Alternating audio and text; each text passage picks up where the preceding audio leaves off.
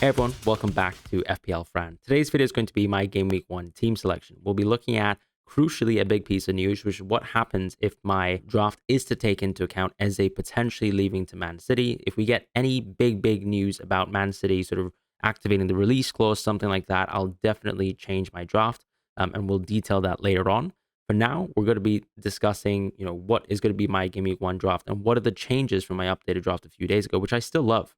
Before we jump into that, though, I'd like to shout out Fantasy Football Hub. They have a great deal in place, and they're a fantastic tool to upgrade your abilities as an FPL manager. They have a deal in place now for all managers, which is to win your league or get your money back. But more crucially, there's a 50% offer that is going to expire at the Game Week 1 deadline. So do feel free to have a look at the link in bio to look at Fantasy Football Hub as soon as you can before that 50% off lifetime membership does expire on the deadline. So let's actually look at my Game Week 1 team. And we'll start off first with my Game Week 1 draft.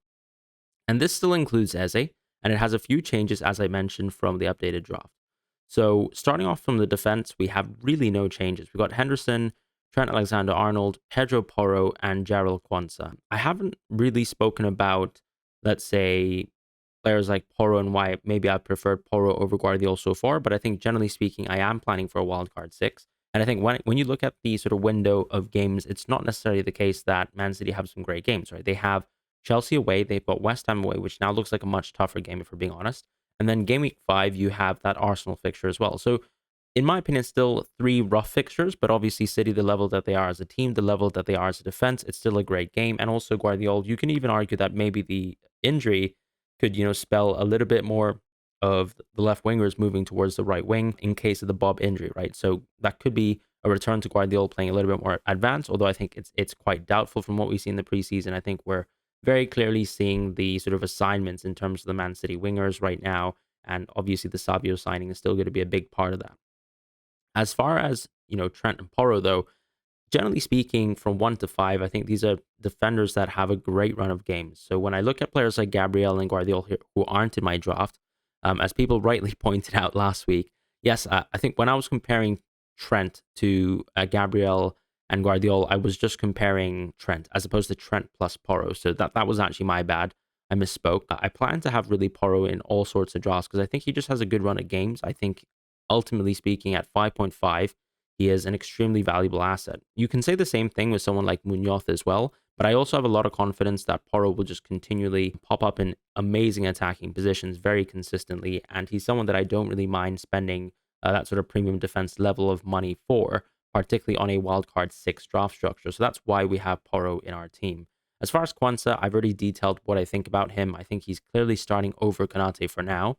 So I don't really mind the risk of taking Quansah in my draft. I think it kind of covers the idea that I have a good defense from Liverpool between game weeks 1 to 5. And of course, if we don't get clean sheets in any of these fixtures, it's obviously going to be a somewhat bad week for the defense, but there's also going to be great weeks. And so a lot of people have been asking me the general question of, are you concerned about going double Liverpool defense? My answer would be no, because I think when you look at Quansah, if he's actually to be generally nailed between game weeks 1 to 5, there is no other defender at 4.5, even a nailed Lewis Hall, that I think could really compare to the value that Quansah brings. He's a great threat in the air. We've already seen that with some of the goals that he scored last season. But more importantly, the run of games that Liverpool have and the quality of the defense that they actually are, coming off from, let's say, the Klopp season and now looking into slot and just looking at some of the projected numbers for expected clean sheets. You can even find them on Fantasy Football Hub. They're the best for any 4.5 defender who's potentially starting. So that's why I really like the double Liverpool defense. Either the good weeks can be great or the bad weeks can be bad. But generally speaking, I'm expecting to have more good weeks when I am backing a solid defense, at least over a good run of games. As far as the sort of big changes to the draft, you can see that I've gone for Dunk and Quansah here within my defense.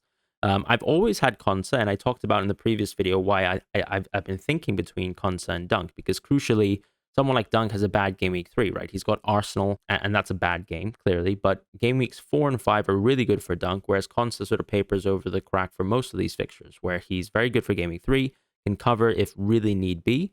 And then game weeks 4 and 5 generally has a good run of games. His only bad game is game week 2, where I think I've actually got a very, very strong team, so there shouldn't really be any worries. And then hopefully Quansah's minutes are not going to be limited by then.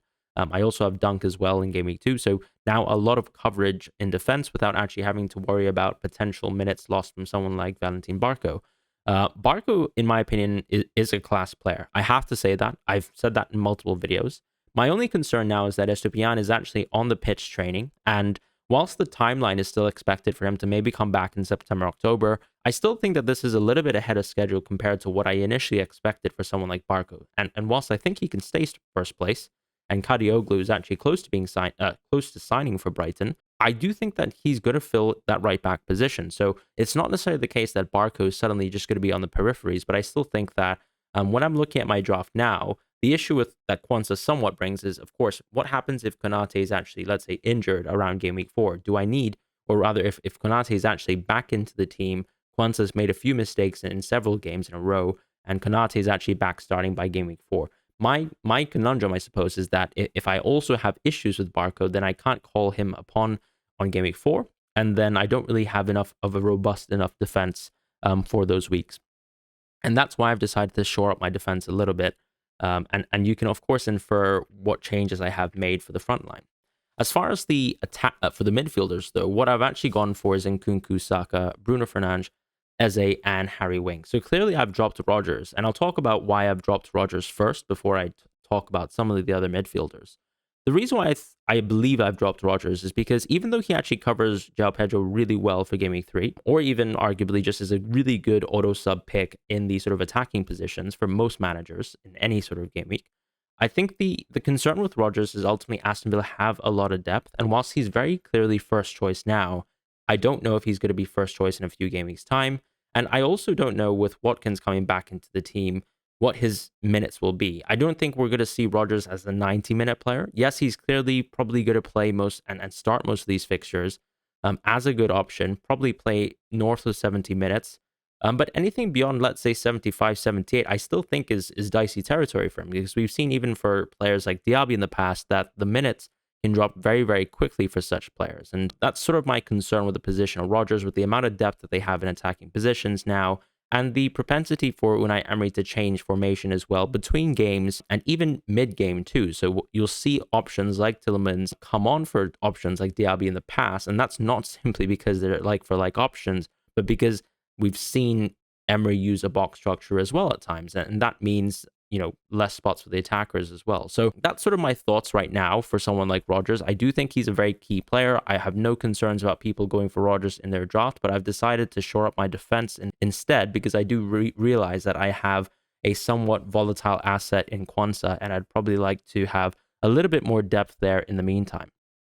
As far as the rest of the midfield picks, I don't think that too much explanation is really needed. For Nkunku and Eze, we're going to save a whole section on him, because the reality is, if Eze stays in Crystal Palace, for me, he's a game breaker. If Eze doesn't stay in Crystal Palace and he joins Man City, I think he's a terrible FPL asset, because we know that he's going to be a big part of Pep Roulette. He's not going to be someone who's as established as Foden in the team. He's going to lose penalties. He's also going to lose what I expect to be a lot of set pieces as well, other than when, let's say, Foden's off the pitch or KDB's off the pitch. And so that sort of guts Eze as an asset. As far as Nkunku, though, the question, of course, is just going to be, with Chelsea signing so many players, am I worried about his minutes? And once again, I have to say no. I'd also look at and point out the market projections from him are still extremely healthy. And unless, let's say, Enzo Maresca really, really redefines what I think about this Chelsea team, I still think that players like Palmer and Nkunku are going to have a great share of minutes to start the season up until, you know, an injury really happens, because I think that's just how good they are as players, and they are quite flexible. Even Palmer can play in the 10 spots. Nkunku can play multiple roles in the team, despite the sort of added competition that the new transfers will bring. And of course, if they sign someone like Osimhen or João Felix as a 9, then yes, that closes off opportunities for Nkunku to play up top. But even at, let's say, 75 minutes a game, I think Nkunku is an amazing FPL pick. And I think it's hard to move off of him in the beginning when all the options that I'm really keen about within the sort of midfield position are actually cheaper than him anyway. So the way I see it is, if I got the Nkunku pick wrong in game week 1, heading towards game week 3, I can definitely reconsider moving or reconsider having Nkunku by just simply downgrading from him, as opposed to needing to upgrade. Unless, let's say, someone like Marcus Rashford absolutely lights it up to start the season and we're all swerving all towards him. So those are sort of my thoughts on Nkunku. I think it's an opportunity for me to be really cute as a manager to move off of Nkunku, but does it really make sense? Probably not. And as far as Eze, we'll talk about that later on. As I said, this is the assumption here that by the deadline, I don't really think that he's that close to joining Man City, and then I keep Eze in my draft. So this is the assumption here. Bruno Fernandes, Saka, these are options who are very, very obvious. They play a very key role in their teams. They are close to 90-minute players. Bruno specifically is a 90-minute player. They're on set pieces. They're on penalties. Not more really needs to be said. I do know that Bruno has a propensity to give a charity pen to Rashford, and I'm not looking forward to whenever that happens if Bruno's in my team, but so be it. As far as the front line, though, I've actually deliberated on the 5.5 player so much over the last 2 days, and that's because we've got so much transfer news. Brighton seemingly have more depth than some European teams, and a team like Southampton have also looked into the market for Cameron Archer, although that deal hasn't closed. It seems like the Brighton deals in terms of getting the depth of Rutter and also actually signing Gruda right now are going to be an issue for someone like João Pedro. But I have to think that beyond, let's say, the slight match fitness doubt for Game Week 1, that João Pedro is still an amazing pick and still clearly first choice in the center forward spots and potentially as well the 10 spots. I think the Rutter signing seems like a bit of a reality where you're moving João Pedro into, let's say, a center forward position. And then the doubt is obviously going to be over, let's say, Welbeck and Ferguson, or of course you can have him playing as the 10 at times, and then of course the competition is then Gruda and Rutter, and probably Rutter a little bit ahead of Gruda, right? And so that is sort of the position of João Pedro, but I think because he can actually play both roles well, and we've also seen him play wing roles, my only concern with him is match fitness. And I have to say, the Adam Armstrong news in terms of Cameron Archer being close to signing Southampton, or that Southampton's actually looking actively into Cameron Archer, does give me a bit of pause in terms of, do I actually think Armstrong is that important to the team? Because clearly if he wasn't, or clearly if he was, I can't really see them dipping back into the market. Someone like Stewart hasn't actually featured into the preseason. So it's clear that they don't really have that many bodies around. They have someone like Mara, they have Ben Brereton, yes, he's clearly going to play up top, and then you have Armstrong sort of playing a wing role, but then he will be on penalties, which is why we've considered him as a pick very, very seriously in the past. But given that Southampton are probably dipping a little bit more into the market, I just think that, generally speaking, Armstrong and his importance in the team is probably a little bit overstated, even by someone like myself. And so if that's the case, I can't see why I wouldn't just pick the better asset from the better attacking team for the team that I also think will get more penalties anyways as a result of the first two things that I've mentioned in João Pedro. So I've yo-yoed around João Pedro. Last night, the Ornstein news made me switch into Armstrong. This night, the Ornstein news has actually moved me into João Pedro, back again with my friend.